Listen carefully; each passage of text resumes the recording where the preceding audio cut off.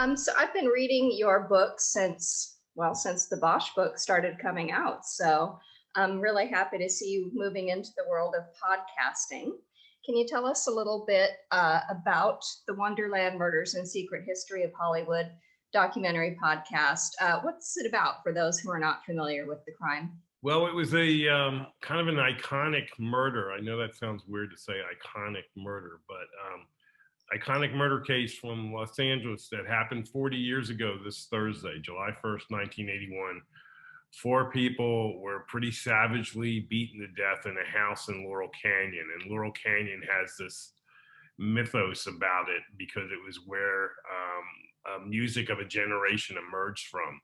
I'm talking about the Eagles and Joni Mitchell, Crosby, Stills and Nash, Linda Ronstadt, and so forth. It was this small creative community that created that sound that speaks for a whole generation.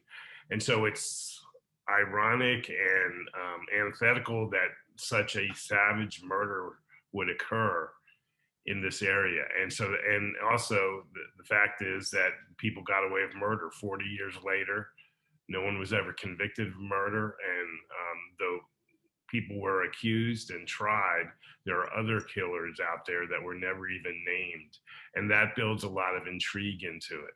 And so all these things kind of captured my attention. I came to Los Angeles a few years after this murder. I lived in Laurel Canyon. And so it's just been a case that's always been intriguing to me. And I did start my career as a journalist, and I did work the crime beats in Los Angeles. And now I write fiction, but something is drawing me back to telling true stories these days. And this was one that I guess you could say I've almost been carrying this one around with me for almost 35 years since I came to LA. Wow. Yeah. I mean, I do remember seeing the John Holmes trial on TV because I was born and raised in LA. And of course, I saw the Wonderland movie starring Val Kilmer and listened to the Wondery podcast. But both of those things really focus on John Holmes. Not many people know about the Scott Thorson connection. Why did you choose to focus on him, and how did you find out about his involvement, or quote unquote involvement?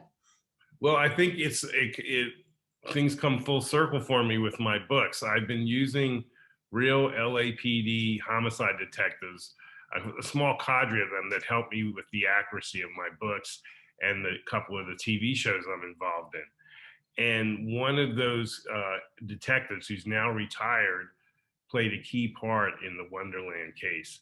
And that was basically finding Scott Thorson, who became the key witness in the case. And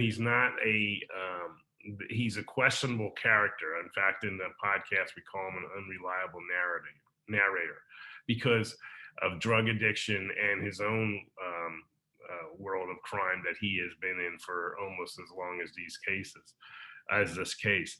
And so he's a fascinating character to me because you have to check everything he says.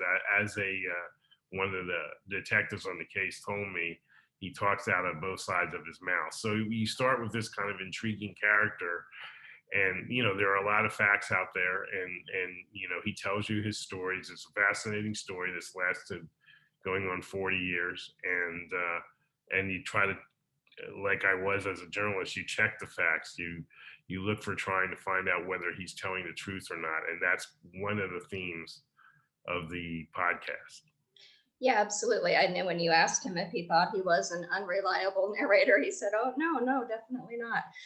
Now, is he someone that do you feel is seeking the spotlight right now, or why does he want to talk about it? I think there's some of that.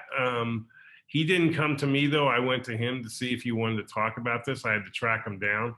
He's really from that side of the table. Lots of the detectives and the prosecutors and so forth, they're all still around, but everyone on the dark side of this case, the people that were involved in the crimes, the drug dealers, the drug users, and so forth, they're all dead. And somehow Scott Thorson has survived, and he's survived decades of addiction. He was shot 5 times. He's had cancer. He's been in prison for years and years, over the 40 years. And so he's an interesting character in just the fact that he's a survivor. And no doubt he enjoys the limelight. And like he even says in the podcast, I'm ready to return. And he was portrayed by Matt Damon in a movie once. And so there's interesting things about him that have never come to light. And I think his whole story, as we check it and get down to the truth of his story, it's pretty interesting story.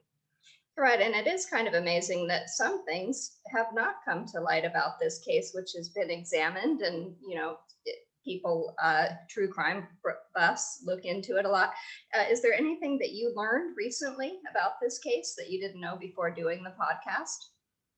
Oh, I've learned all kinds of things about it, and I've learned about a lot of investigative links that were followed to people that never surfaced in the media that probably had an involvement in this case. I think the biggest part about this is what happened after the murder, and that's not to minimize the murder because 4 people were killed, but Scott Thorson puts Eddie Nash, who's the big suspect in all this, the big powerful drug dealer who is said to have ordered the killings.